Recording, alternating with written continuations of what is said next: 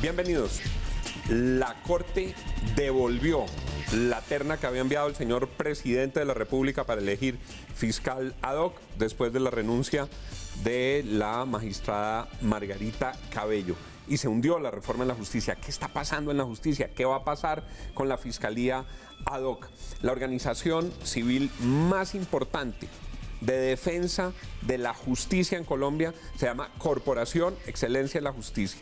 Su director ejecutivo, su cabeza es el prestigioso abogado Hernando Herrera Mercado, quien además es compañero nuestro de la mesa de 6 AM+, con Darío Arizmendi y nuestra alianza con Caracol Radio. Es un placer tenerlo aquí, doctor Herrera. Juan, y para mí un honor por estar este programa y este espacio informativo dirigido por usted. Es un gusto tenerlo, además para reaccionar en caliente, porque aquí estos hechos cada día van generando episodios nuevos. La Corte le dice al presidente una terna de 3 en la que se había presentado una renuncia no externa, toca recomponerla, señor presidente. ¿Eso qué significa y qué implica? Implica, Juan, entonces que el presidente tiene la obligación de reconstituir la terna para que nuevamente esté integrada por 3 personas. Seguramente él podría insistir, pero conociendo que es un hombre prudente, estará al tanto de esa observación de la Corte Suprema de Justicia y reconfigurar la terna con 3 juristas de lujo. Doctor Herrera, cuando uno de los 3 de la terna se va, ¿el presidente tiene que volver a hacer toda la terna o podría simplemente poner una persona que reemplace a Margarita Cabello? Eso es una muy buena pregunta, Juan, y yo creo que simplemente reemplazando a la persona que renunció a efectos de que la terna vuelva a quedar reconfigurada. Pero mire, yo le quiero citar un antecedente que me parece interesante. Cuando se produjo la reelección del ex procurador Alejandro Ordóñez, se presentó un fenómeno similar. Antes de la elección, la ex magistrada María Mercedes López renunció y en todo caso el Congreso dijo la terna sigue siendo viable porque lo que se genera es la no postulación de uno de los integrantes, luego reeligieron a Alejandro Ordóñez. Doctor Herrera, para nuestros televidentes, ¿por qué es tan importante el fiscal ad hoc? Este tema que se ha generado en el centro del escándalo de corrupción más grande de la historia, digo yo, de América Latina, lo que ha generado Odebrecht. ¿Por qué es tan importante el fiscal ad hoc? ¿Qué es eso tan importante que tiene que hacer el fiscal ad hoc?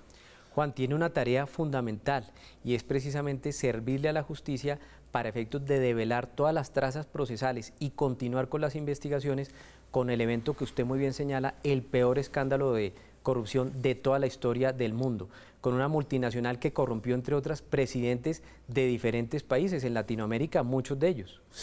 Doctor Herrera,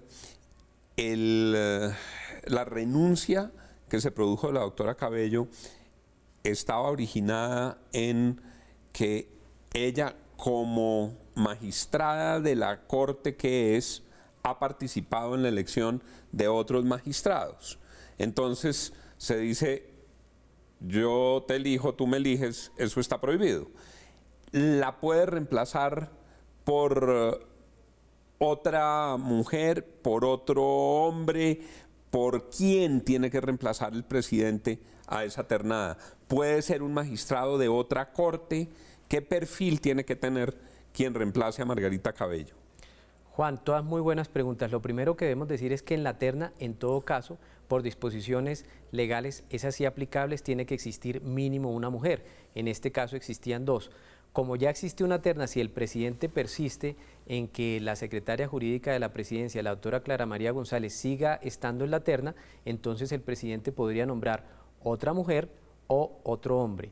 Y adicionalmente, en lo que tiene que ver con el perfil, pensamos que tiene que ser un jurista de probidad, de transparencia y que adicionalmente no tenga vínculo ni cercano, ni directo, ni indirecto con la empresa Odebrecht. Doctor Herrera, cambiemos de tercio.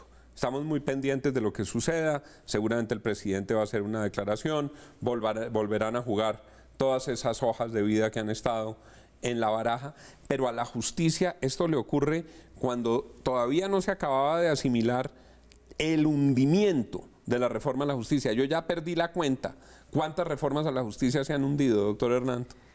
Juan, en los últimos años, y recordemos que la gran reforma estructural a la justicia, la última fue la Constitución del 91, luego de eso se han presentado más de 7 y todas ellas con el resultado fallido o fracasado. Lo preocupante es que esta no se murió en la discusión, en la dialéctica legislativa, sino precisamente porque fue engavetada por la mesa directiva de la Cámara, que decidió no darle trámite.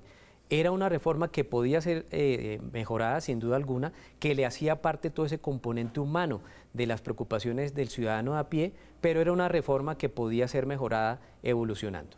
Los colombianos no queremos que se siga repitiendo esto de que gente de cuello blanco se roba la plata de la alimentación escolar y no le pasa nada.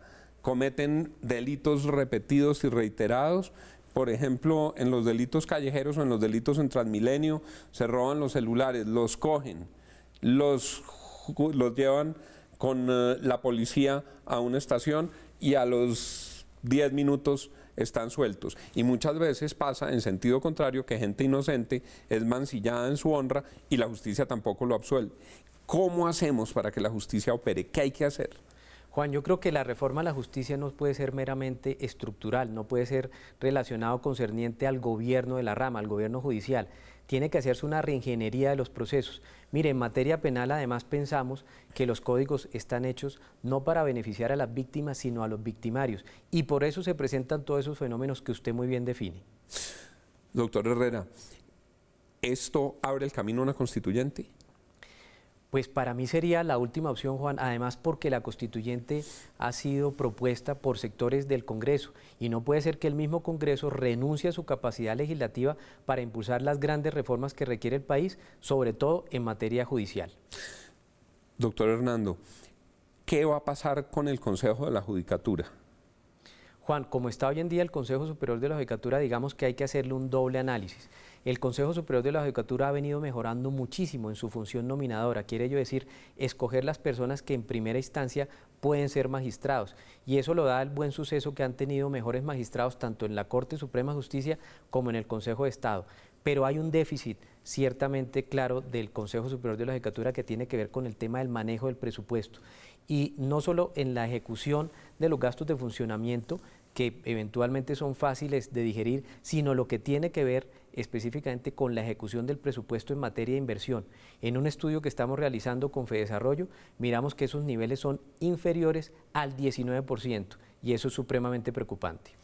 Vivimos muy pendientes de los pronunciamientos de la Corporación Excelencia en la Justicia, porque está especializada en este tema, porque es un ente no partidista y porque está movido por un espíritu filantrópico. Dentro de las alarmas que ha prendido la Corporación Excelencia y su cabeza, el doctor Hernando Herrera, es que llevamos más de 30 días en paro judicial. Ya ni siquiera sale en los periódicos. En un país hay paro judicial y se vuelve un asunto de primer orden. Aquí en Colombia parece que nadie le estuviera parando bolas a que la justicia está en paro, doctor Herrera, en la justicia ordinaria, la jurisdicción civil. Juan, un muy buen punto. Y mire, yo creo que los servicios más importantes para un ciudadano son obviamente el de la salud y después el de la justicia.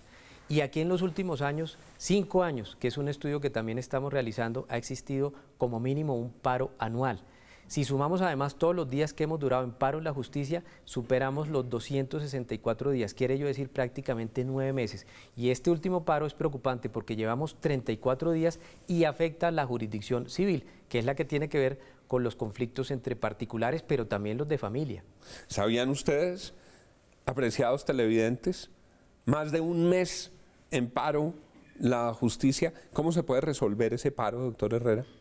Juan, yo creo que se requiere necesariamente que se sienten ya mismo los dignatarios magistrados del Consejo Superior de la Judicatura y los voceros y sindicatos de la rama, porque aquí hay un gran perjudicado, ese perjudicado invisible que no puede hablar, que es el ciudadano de a pie. Si le sumamos la alta congestión judicial, si le sumamos los tiempos de resolución de controversias, vamos a tener al final del día una justicia mucho más lenta con ocasión de esos paros.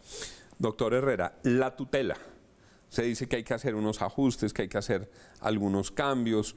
Unos defensores a ultranza dicen la tutela no se puede tocar, otros dicen la tutela está siendo abusada por personas que acuden a ella cuando no procede. Para muchos la tutela es como un remedio genérico. No le gustó algo, tutela. No le contestaron algo, tutela. Quiere pelear por algo, tutela. Quiere levantar la voz, tutela. ¿Qué va a pasar con la tutela? Yo creo, Juan, que han existido en el pasado abusos sobre el tema de tutela, pero también no podemos cercenarle al ciudadano la principal posibilidad que tiene de acceder a la justicia, una justicia pronta y efectiva por medio de un mecanismo que ya es de todos los colombianos, como es la tutela. Mire, recibimos con beneplácito que ya llegó o llegara en ese momento a la Corte Constitucional la tutela número 7 millones. 7 millones de tutelas de hace 2 décadas y tanto que lleva la Corte Constitucional. En su gran mayoría de casos, Juan, ciudadanos afectados. Y sabe una cifra muy preocupante, los derechos fundamentales que más solicita el ciudadano común son la afectación del derecho de petición y del derecho de salud. Es decir, que estamos hablando de un ciudadano al cual se le están afectando derechos principalísimos. Y yo digo una cosa, Juan, que además convierto el lema, es mejor la tutelitis que la abusitis. Por supuesto. Y eso todo tendrá ya que entrar en la agenda de la rama y la agenda del sector justicia a partir de marzo en el Congreso de la República, si se quiere hacer algo más. Sí, Juan, se ha advertido por parte de la ministra de Justicia que se va a instaurar o se va a presentar al Congreso un nuevo proyecto de reforma a la justicia. Creemos que es importante mirar los temas de competencias, de estructura, pero esa es la entelequia que nos interesa a los abogados. Lo más importante también es la reingeniería procesal, para tener procesos expeditos, no farragosos y sin tantos recursos que al final del día lo que hacen es dilatar y hacer de los procesos una cosa interminable. ¿Cuál es su opinión sobre el arranque que ha tenido la JEP, doctor Herrera? Supremamente positivo, Juan. Yo creo que es un ejemplo en el mundo entero el modelo de justicia transicional que tenemos, muy eficiente. Fíjese que ya hemos visto concurrir a los líderes de la FARC frente a la atención de unos delitos que son absolutamente preocupantes, como el secuestro, como las desapariciones forzosas, de manera tal que la tarea que viene desempeñando la JEP es muy importante. Yo creo que la JEP llegó para quedarse, obviamente en el término que tiene, que son 10 años, más una prórroga eventual posterior. ¿Le gusta la propuesta de cadena perpetua para violadores de menores y en general la cadena perpetua? Pues Juan, yo creo que el problema al final del día en términos penales es la impunidad, es decir, que tengamos la capacidad del Estado para capturar a ese responsable y hacerle pagar una pena respectiva. Entonces, más allá que extender, por ejemplo, los periodos o las penas, lo que necesitamos es una captura eficiente de esos delincuentes. Por supuesto que hay delitos que a uno le generan muchísima mayor preocupación. El hurto y el robo pues son delitos cotidianos que son preocupantes, pero hay unos delitos como por ejemplo, y lo hemos compartido con usted porque es una preocupación sentida que usted tiene, los delitos contra menores, contra niños y niñas y específicamente lo que tiene que ver con el abuso sexual. Ahí hay que pensar también en cómo tenemos un aparato represivo en contra de esos delincuentes muchísimo más eficiente. Aquí vuela el tiempo, doctor Hernando. Yo le quiero agradecer su presencia en este día tan importante, con terna de vuelta, reforma hundida y las preocupaciones que son de la esencia de la sociedad colombiana alrededor de la justicia. Muchas gracias, doctor Herrera. Juan, como siempre, el honrado soy yo de compartir panel con usted.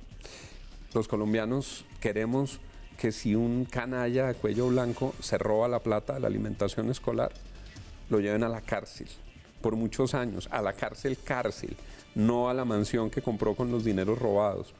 Y queremos que si alguien abusa de un menor, reciba la más severa de las condenas. También queremos que si a un inocente lo acusan falsamente, pueda operar la justicia para que su nombre quede en limpio. Los grandes retos de la justicia en Colombia. Muchas gracias por haber estado con nosotros. Sigan con Red Más Noticias.